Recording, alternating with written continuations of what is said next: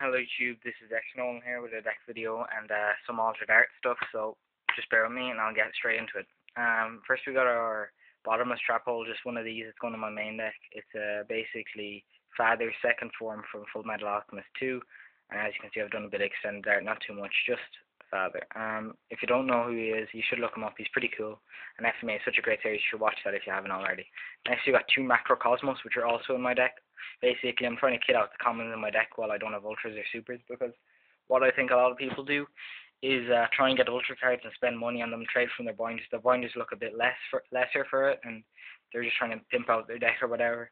And to be honest, you shouldn't try and do that, because what I found is these cards are way nicer looking, the altered art, and people actually say, "Oh, cool, look at that." Nobody cares if your Macrocosmos is an ultra, if it's painted, kitted out to look like something else. So it's pretty decent. So you've got Truth and same guy, Father second form from the last one, so Macrocosmos.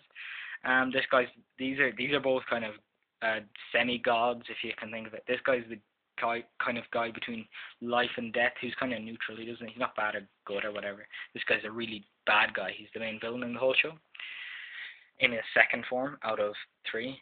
And basically these two took a while to do, and I'm really happy I've done them. Before starting them, I really didn't want to do them, but now that I've done them, they're much happier. So you got a Lugia, and you got a Ho-Ho. So these are both Icarus attack. The reason I chose Icarus attack is because I had plenty of common Icarus attacks, but not only that, is because Icarus attack is going to be good when Gustos come out, because a lot of people will be running it. It's also, Blackwings are kind of one of those decks which have a lot of fanboys, and fanboys like this kind of stuff. Like, so if I'd done these in Dino Rabbits or whatever, they mightn't have fanboys, whereas Blackwings and stuff like that always tend to have fanboys. So yeah, that's the place. It's good. It's a really good card, and the reason I chose these two Pokemon even at that was because they're both, well, Lugia not even, but both of them are winged beast monsters, and they're both really powerful. As reflects on the Icarus attack, it's a winged beast power spell. So yeah, these are up for trade or sale. I don't have a Blackwing deck currently, so do whatever. Probably message me if you're interested. I'll put them in the deck if not. Next we got our Dino Rabbit deck, and by the way, those two macro on the bottomless are in that deck, so if I don't put them back in, that's okay. So you got TGU, Sangan, Rabbit, TGU, Torbus, and Rabbit. Sorry about that. They kind of got disorganized. Two Rabbit, of course, as always. Then you got your double TGU, of course. You got your Sangan, of course. And then you have your Torbus the Underworld, because Torbus the Underworld is the ultimate card for this deck. Reason why? Nine Assailant's better when you draw into it. This card's better target for TGU, and we're not trying to draw into either card, so let's just talk about what's the better target. This is because this means you can use Rabbit's effect a third time instead of only twice, and that's the only way I see it fit to use it. Also, since in my extra deck I use Triple Lagia, there'd be no point if I could only bring that twice, and I think that Lagia is the better of the two monsters, because it actually stops summons before they happen. Double Snowman Eater. Also, I need to get Ryos, by the way. I don't have Ryos in this deck. I have a couple of altered arts I can put in before the next tourney. And then we got our double Sabersaurus. Now, you might ask, this deck is not finished. I only just started getting the stuff for it, so a lot of stuff is going to be taken out and moved around once I get another Sabersaurus and 3 Cabazols.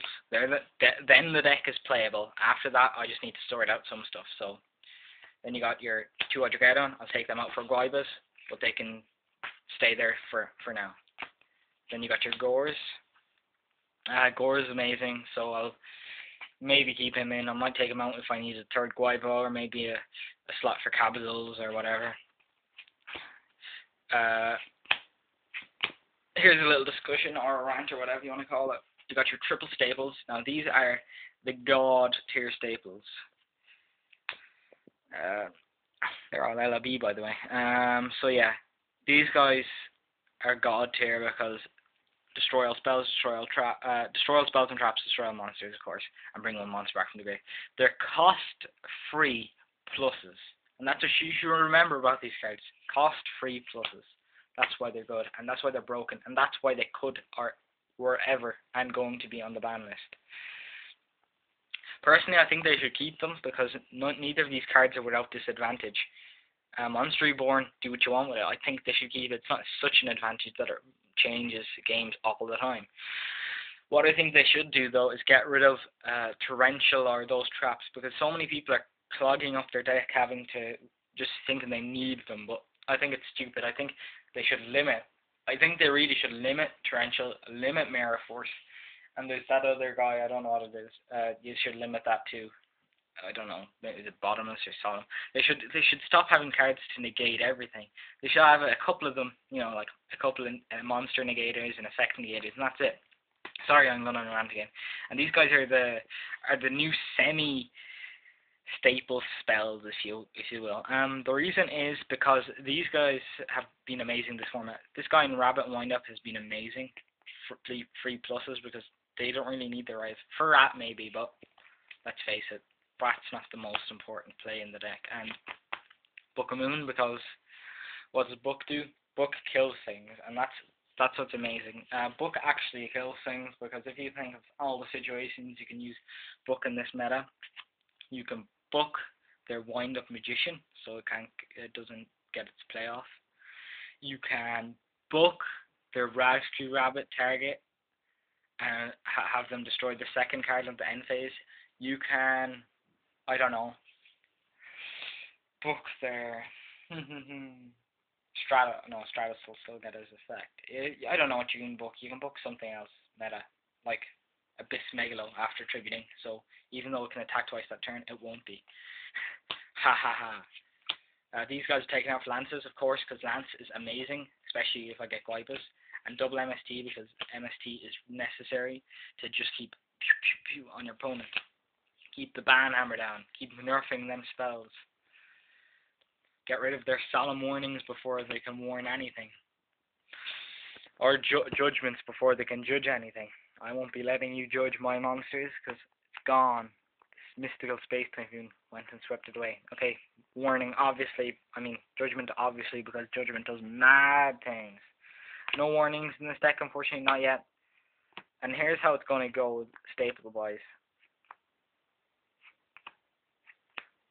There it is. Okay. I'm going to keep one Mirror Force because Mirror Force is not as good as Deep Prison, although it's more situational. So 3 Deep Prison, no. 2 Deep Prison and Mirror Force, yes, because it's not as good. Reason is, it can potentially destroy more monsters. However, it is capable of being stopped by Starlight Road. It is leaving the monsters that get destroyed in the graveyard. It is not able to target or not able to affect the defense position monsters. So, in all likeliness, it is not as good. Deep Prison has very little weaknesses. It's potentially worse, but it has no little weaknesses. It doesn't destroy, so it can get rid of those pesky non-destroy things. It does target, and that's the only weakness over it, and it can destroy more than one, but it is better in every other which way. So then, that's my explanation for that. So 2 Deep Prison and 1 Mirror Force is what any kind of main deck that runs about 10 to 15 traps should run that kind of setup. As I showed you, I had the Bottomless and the other thing, and the 2 macros. So yeah, 2 Bottomless, 2 macro, 1 Starlight Road. Why Starlight? You say, well, because Starlight does amazing things. Starlight allows you to do your stuff. Mainly what Starlight Road does is it allows you to set a full back row of monster negators and go into Lagia comfortably. So you can have Lagia there to protect yourself. You can also have Starlight Road to save your back row and have tons of stuff such as maybe a Bottomless Trap Hole, a Solemn Warning, and a Deep Prison. And you're set for that game. They won't be able to summon. The only thing that I can see happening is if they do some weird honest thing. Oh, you go spooky in the damage calculation. And 2 Torrential because Torrential is unbelievable good. Especially because this deck doesn't swarm. It does something else. It has a power play anti-meta kind of quality to it. So yeah, thanks for watching, and that's my deck so far. I need to get the vanillas. After that, it's playable, and it's going to be very playable once I get double Guiba, even a third one, and Lances. The Lances are important, so Solemn Warnings. Lances because Guiba plays, of course, and it gives me another kind of wait to get it. I need to get royals and stuff like that. And as you can see, the deck isn't even full. It's not even 40 cards, so I do have plenty of space as well as that. Private message me for interest in any of my Alter Art cards. They're all for trade. I have a binder. I placed 4-2 at regionals, by the way. Don't have a deck vid because I ended up trading some of my stuff for the rabbit after them from my deck. So yeah, 4-2. I lost 2 heroes, if you must know, and evolvers. Mainly because of their back row. Just kept hammering away at me. Although I nearly won the hero matchup. So unfortunately I didn't. I lost to I beat Merlantians, which was a really amazing thing for me. I was really happy about it. I also beat a dragon deck and so forth. It was fun and I really enjoyed it. So thanks for watching. Please comment, rate and subscribe.